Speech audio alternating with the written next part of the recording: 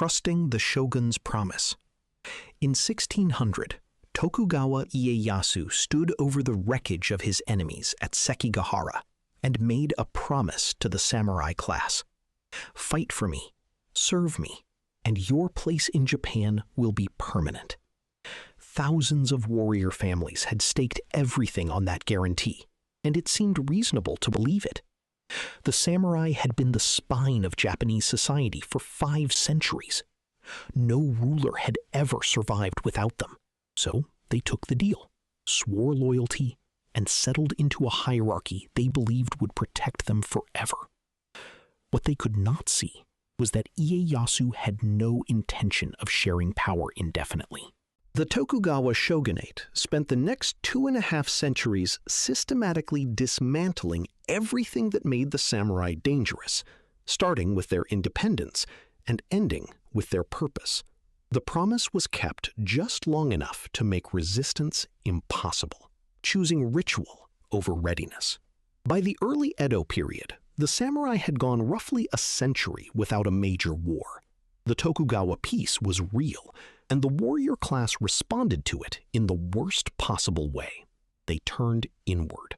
Swordsmanship became philosophy. Combat became ceremony. The elaborate codes of Bushido, loyalty, honor, and ritual death grew more sophisticated and more ornamental with every passing decade.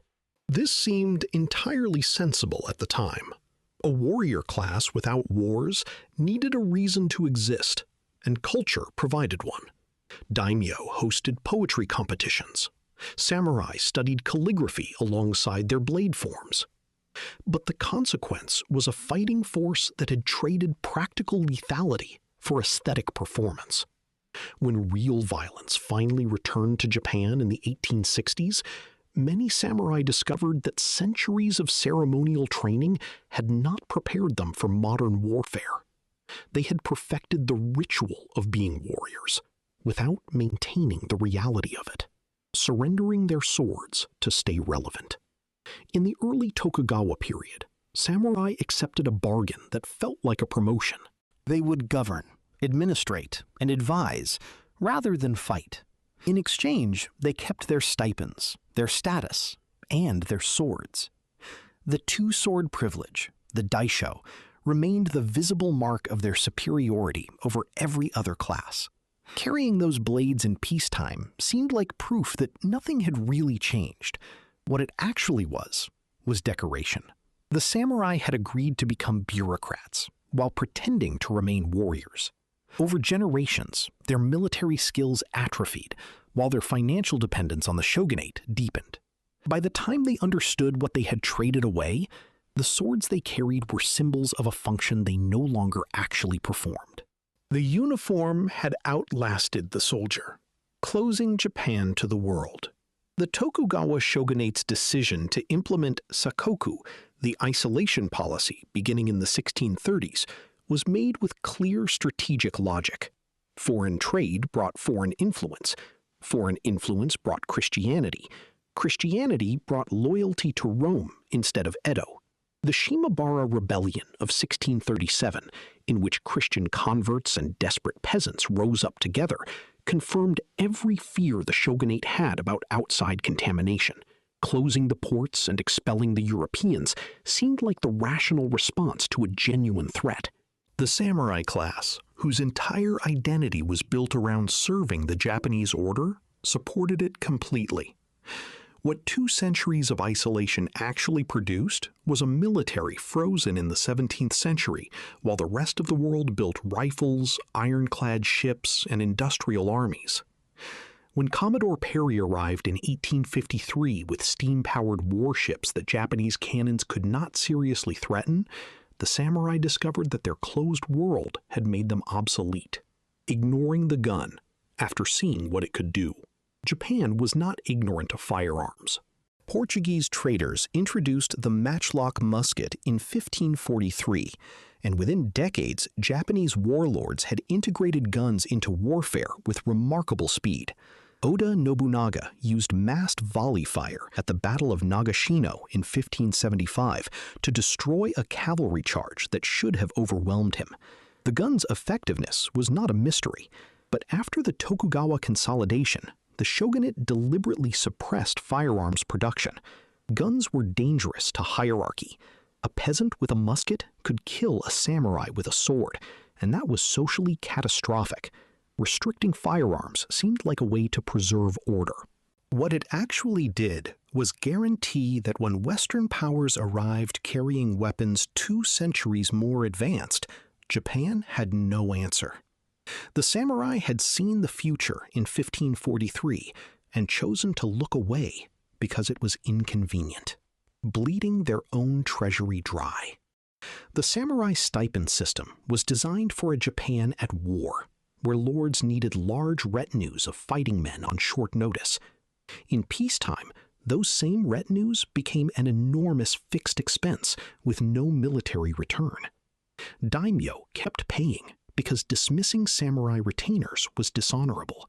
Samurai kept accepting because they had no other legal means of income. The merchant class, technically the lowest rung of Japanese society, became quietly wealthy, while the warrior class, technically the highest, slid into debt.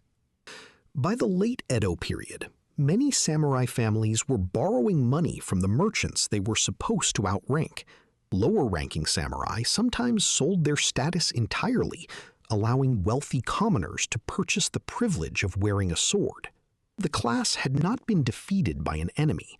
It had been slowly bankrupted by its own traditions, too proud to adapt and too rigid to survive. Refusing to modernize until it was almost too late. When the pressure from Western powers became undeniable in the 1850s, Japan faced a choice that had no good options. Modernize and risk dismantling the social order, refuse and risk colonization. The Tokugawa shogunate chose a middle path, which is almost always the worst path in a crisis. They negotiated unequal treaties with Western powers, opening ports under humiliating conditions, while attempting to preserve the samurai-dominated hierarchy underneath. The samurai class was split. Some saw modernization as survival. Others saw it as surrender. The shogunate's hesitation satisfied neither side and paralyzed Japan at exactly the moment it needed decisive action. The Meiji Restoration of 1868 ended the shogunate, but it did not save the samurai. It simply changed who was dismantling them. Fighting the Meiji government with swords. Saigo Takamori understood that the samurai were dying. He had helped overthrow the shogunate himself, believing the Meiji emperor would restore warrior values to Japan. Instead, the new government abolished the stipend system, banned the wearing of swords, and built a conscript army of commoners trained with Western rifles. Saigo led the Satsuma Rebellion in 1877, the last serious samurai uprising, with roughly 20,000 men who believed that discipline, tradition, and warrior spirit could overcome modern firepower. This was not irrational on its face. Motivated soldiers with local knowledge had beaten better-equipped armies before, but the Meiji government's conscript army had rifles, artillery, and numbers. The samurai had katana, pride, and a cause that the rest of Japan had already moved past. The rebellion was crushed in 8 months. Saigo died at Shirayama, surrounded and outnumbered, in what was either a last stand or a suicide, depending on the source. The samurai died the way they had lived, performing the gesture long after the substance was gone, becoming a symbol instead of a force. The deepest mistake the samurai made was one no single person decided, and no single moment caused. Across 2.5 centuries of peace, the warrior class allowed itself to become mythology. The stories of loyalty, sacrifice, and honorable death grew more elaborate as the actual conditions that produced them faded. By the 19th century, Bushido, as a formal written code, was largely a recent invention, a romanticized reconstruction of values that had been far messier in practice. The samurai believed in their own legend so completely that they could not see how much of it was already fiction. When the modern world arrived and demanded adaptation rather than performance, the samurai had no response that did not involve dying beautifully. They had spent so long perfecting the image of the warrior that they had forgotten how to be one. Empires rarely collapse from a single blow. They collapse because every decision that protected them yesterday becomes the thing that destroys them tomorrow. And by the time anyone sees it clearly, it is already too late.